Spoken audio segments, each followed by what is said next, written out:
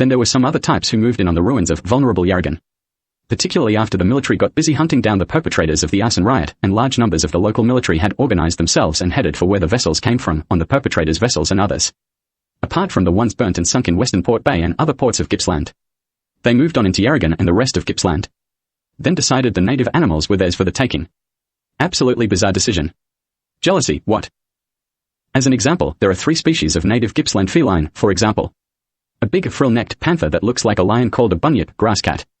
A tiny domestic cat that looks like the smallest mini tiger in the world, and a cougar-like animal that is nocturnal, that looks a lot bigger than what it really is when its fur is fluffy and dry, that's head looks like a map of Tasmania.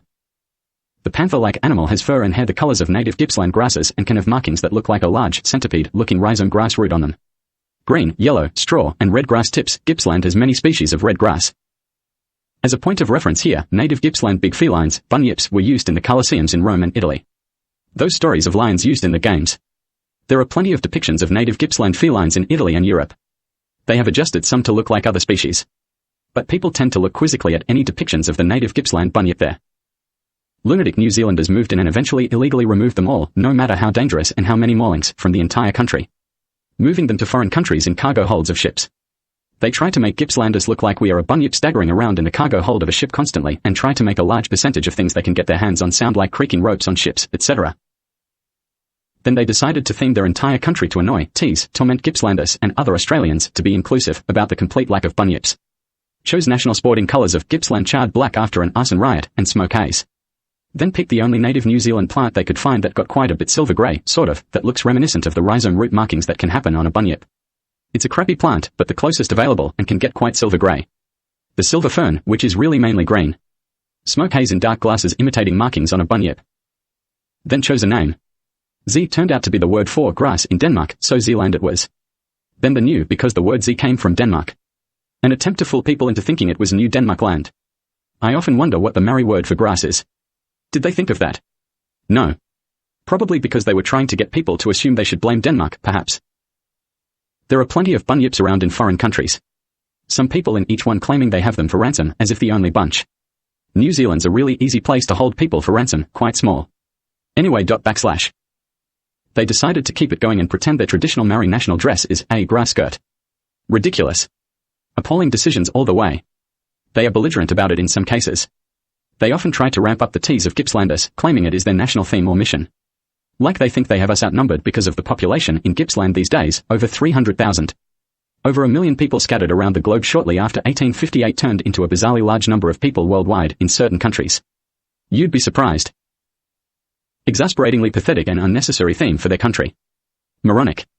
Their difficulties repeatedly trying to replace their flag via referendum with one with the ulterior motive, torment the Gippslanders for no reason. Silver fern on it cannot be lost in them. There are obviously better choices for a new flag. And the smallest domestic feline in the world, a mini cat. They are very small and are often passed off as a dwarf of a bigger species, double short-statured, but look like a tiny tiger. I saw a native mini cat in my street in 2023.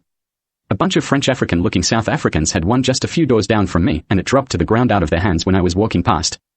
They tend to have very thick necks. Really interesting forehead markings. Some forehead markings look like a tadpole turning into a frog, and things like that. They make noise when they eat. It is unavoidable.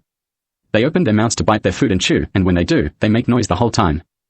There used to be hundreds of thousands of them in Gippsland, with particular feeding times during the day when they would generally eat. It was very loud. Louder than cicada or cricket in a bunch of an evening.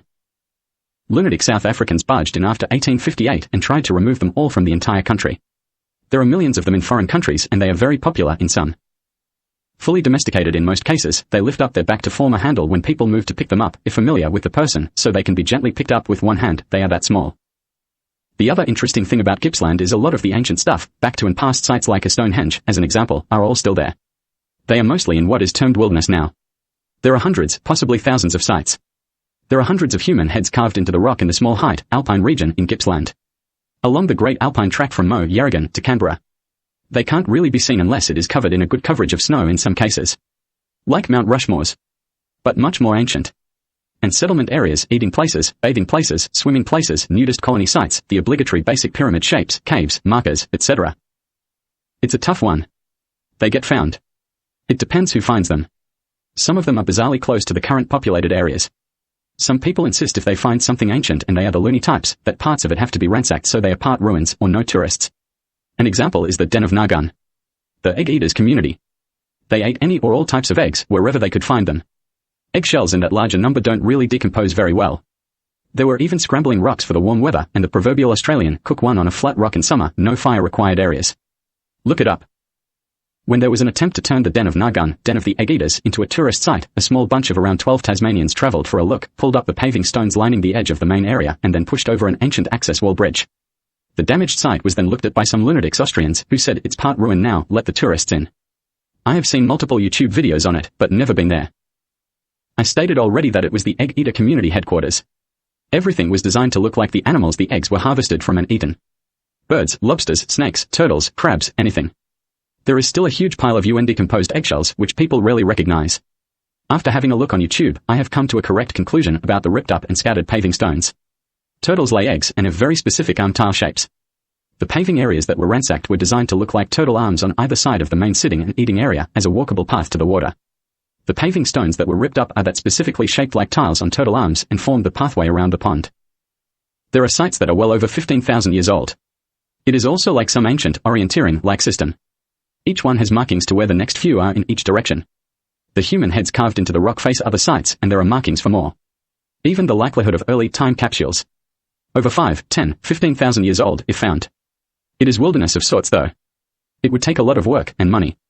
Over 90% of the flora in the wilderness was hand-moved from Antarctica as well. Then tended over the centuries. Some people get a little weird about it. The wild untended moved from Antarctica trees and plants are more important than stone or rock ancient relics stuff. Old small pyramid-like ruins and things like that exist. Some of those small pyramid structures were weathered, others bashed to bits when found. It is all literally still there though.